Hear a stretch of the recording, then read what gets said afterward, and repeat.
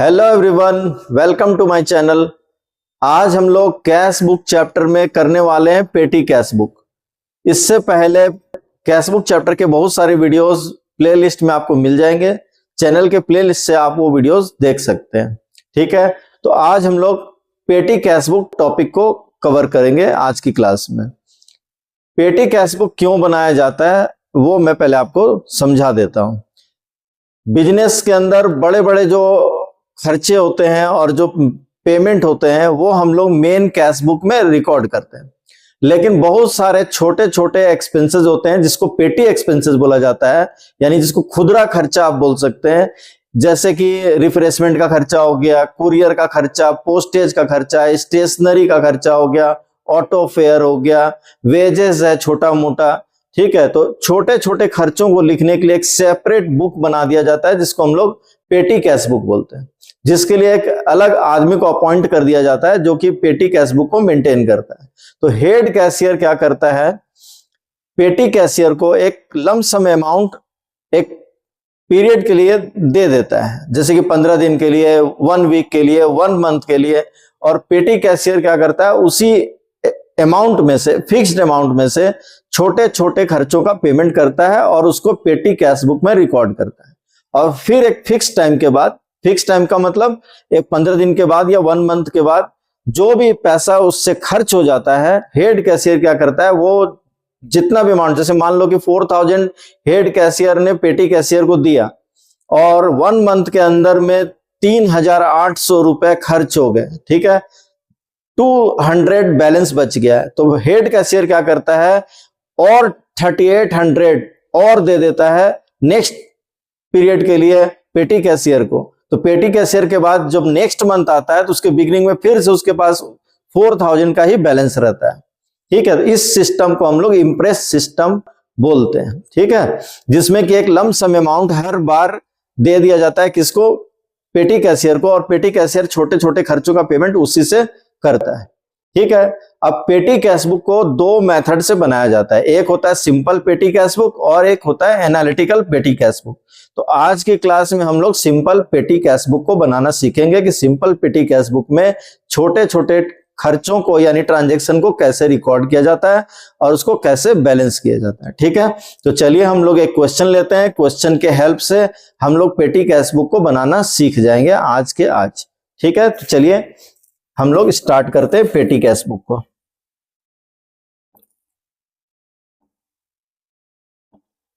ये क्वेश्चन आज हम लोग बनाएंगे, ये पेटी कैश बुक का क्वेश्चन है, इसको हम लोग पेटी कैश बुक में रिकॉर्ड करना सीखेंगे।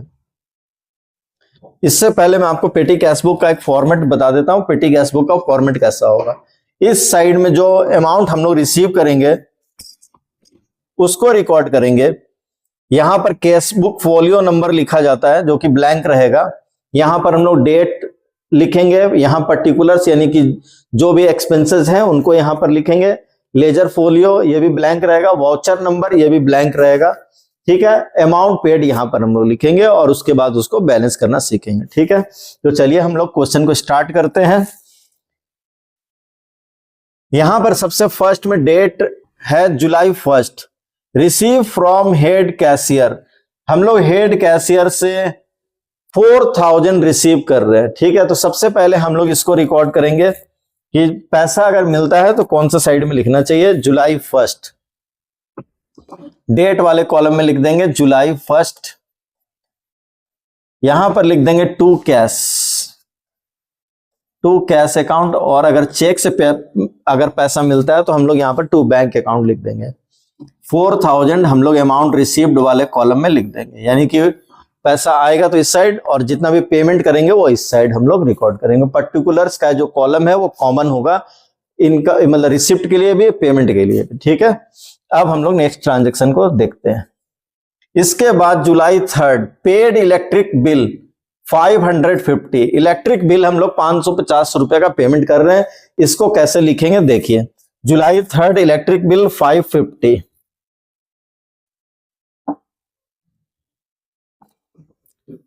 जुलाई 3 बाय इलेक्ट्रिसिटी एक्सपेंसेस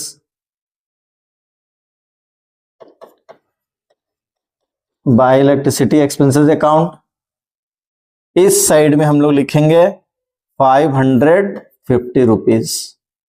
ठीक है, यानी कि पैसा जब आया तो इस साइड में लिख दिए, अब इसके बाद जितना भी पेमेंट करेंगे सब हम लोग इस साइड में लिखते जाएंगे और लास्ट में फिर इसका हम लोग बैलेंस करेंगे। ठीक है, इसके बाद जुलाई 5 तारीख परचेज स्टेशनरी 250, स्टेशनरी का पेमेंट कर रहे हैं जुलाई 5 तारीख को, जुलाई 5 ही है ना, जुलाई 5 250, जुलाई 5 तारीख बाय स्टेशनरी अकाउंट 250 रुपीज। ठीक है, इसके बाद जुलाई 8 पेड ऑटो फेयर, ठीक है, आप इसको कन्वेंस बोल के भी लिख सकते हैं, ऑटो फेयर को कन्वेंस, ट्रेवलिंग एंड कन्वेंस के हेड में भी डाल सकते हैं, या फिर अभी हम लोग सिंपल पेटी कैश बुक बना रहे हैं तो जो नाम है वो नाम डायरेक्ट लिख देंगे, ऑटो फेयर है तो ऑटो फेयर 150 लिख देंगे। जुलाई 8 तारीख ऑटो फेयर 150, जुलाई 8 बाय ऑटो फेयर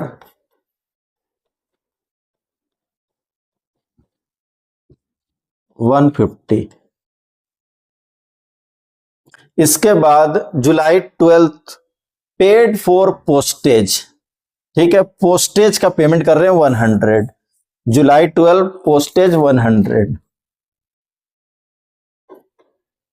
जुलाई 12 बाय पोस्टेज अकाउंट 100। इसके बाद जुलाई 15 पेड फॉर रिफ्रेशमेंट, रिफ्रेशमेंट का 350 पेमेंट कर रहे हैं। ठीक है, रिफ्रेशमेंट ऐसे आप इसको चाहें तो मिसलेनियस एक्सपेंसेस भी बोल के लिख सकते हैं। ठीक है, लेकिन अभी हम लोग इसको रिफ्रेशमेंट बोल के लिखेंगे सिंपल पेटी कैश बुक में। जब एनालिटिकल पेटी कैश बुक हम लोग बनाएंगे तो रिफ्रेशमेंट को फिर हम लोग जब कैटेगरी वाइज डिवाइड करेंगे तो हम लोग रिफ्रेशमेंट को कहां लिखेंगे, मिसलेनियस एक्सपेंसेस वाले कॉलम में रिकॉर्ड करेंगे। ठीक है, paid for refreshment 350 July 15, July 15 paid for refreshment 350,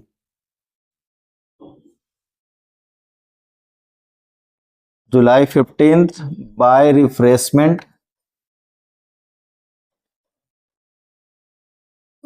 refreshment account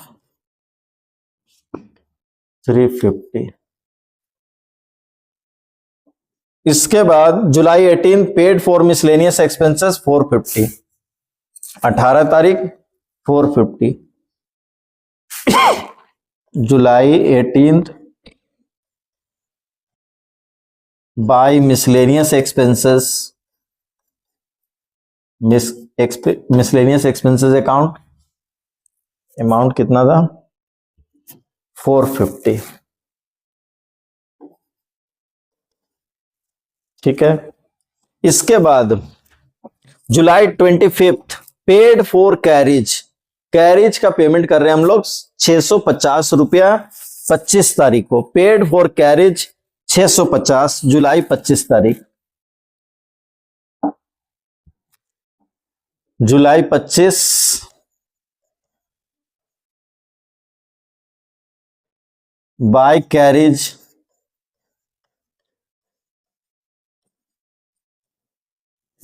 amount 650। इसके बाद लास्ट में जुलाई 31 पेड फॉर फोटोकॉपी 320, फोटोकॉपी के लिए हम लोग 320 रुपया पेमेंट कर रहे हैं, जुलाई 31 तारीख photocopy 320, July 31 by photocopy expenses account, photocopy expenses 320। इसके साथ सभी ट्रांजैक्शन ओवर हो चुके हैं। अब हम लोग इसका बैलेंसिंग करना सीखेंगे कि इसको बैलेंस कैसे करते हैं। ठीक है, अब देखिए रिसिप्ट साइड का टोटल है 4000 और इस साइड का टोटल कितना है वो हम लोग टोटल करके देख लेते हैं। इस साइड का टोटल होगा आपका 550, 250, 150, 100, 350, 450, 650 और 320, यानी कि 2820। 1 2 3 4 5 6 7 8 2820 इस साइड का टोटल 2820 आ रहा है। तो एक साइड का टोटल 4000 है और एक साइड का टोटल 2820 है। 2820 है। अब हम लोग इसका डिफरेंस निकाल लेंगे।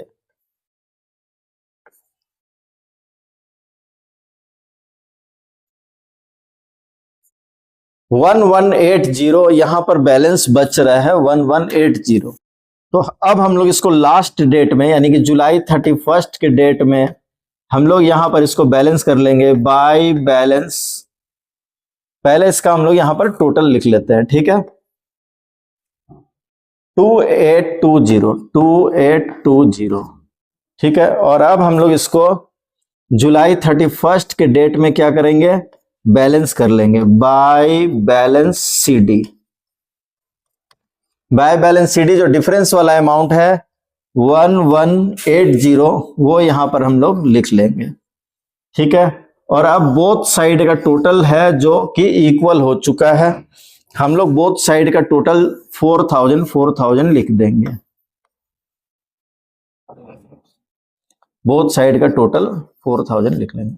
कहने का मतलब है कि टोटल एक्सपेंसेस को यहां पर ऐड करके एक बार लिख लेंगे, फिर जो डिफरेंस है इस साइड के टोटल का और इस साइड के टोटल का, उस डिफरेंस को यहां बैलेंस सीडी बोल के लिख लेंगे। दोनों साइड का टोटल जो ज्यादा वाला अमाउंट था वो दोनों साइड लिख देंगे। अब नेक्स्ट डे दूसरे दिन 1 अगस्त टू बैलेंस बीडी, यानी उस सीडी को हम लोग यहां पर बैलेंस ब्रॉट डाउन बोल के ट्रांसफर कर लेंगे। बैलेंस ब्रॉट डाउन हो जाएगा हमारा 1180, ठीक है। 1180 हम लोग इम्प्रेस्ड सिस्टम को फॉलो करते हैं। तो जो भी पिछले बार जो भी पैसा खर्च हो गया है, हेड कैशियर क्या करेगा, पेटी कैशियर को ये जो भी पैसा खर्च हो गया है फिर से रिम्बर्स कर देगा। रिम्बर्स कर देगा मतलब फिर से दे देगा, ठीक है, ताकि उसके पास जो टोटल 4000 नेक्स्ट डे यानी कि एक मंथ कंप्लीट होने के बाद नेक्स्ट मंथ के बिगिनिंग में उसके पास यही सेम अमाउंट हो जाना चाहिए। और इसी अमाउंट को फिर वो ये अगले मंथ खर्च करेगा और फिर जो पैसा घटेगा फिर वो उसको मिलता जाएगा। इम्प्रेस सिस्टम इसी को बोलते हैं हम लोग। तो 1180 रुपया हमारा बैलेंस बीडी हो गया।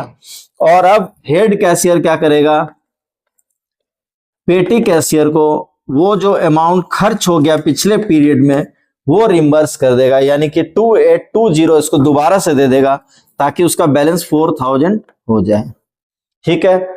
और अब ये नेक्स्ट मंथ चलेगा। ये हमारा पेटी सिंपल पेटी कैश बुक है, ठीक है। आप लोग इसको नोट करिए।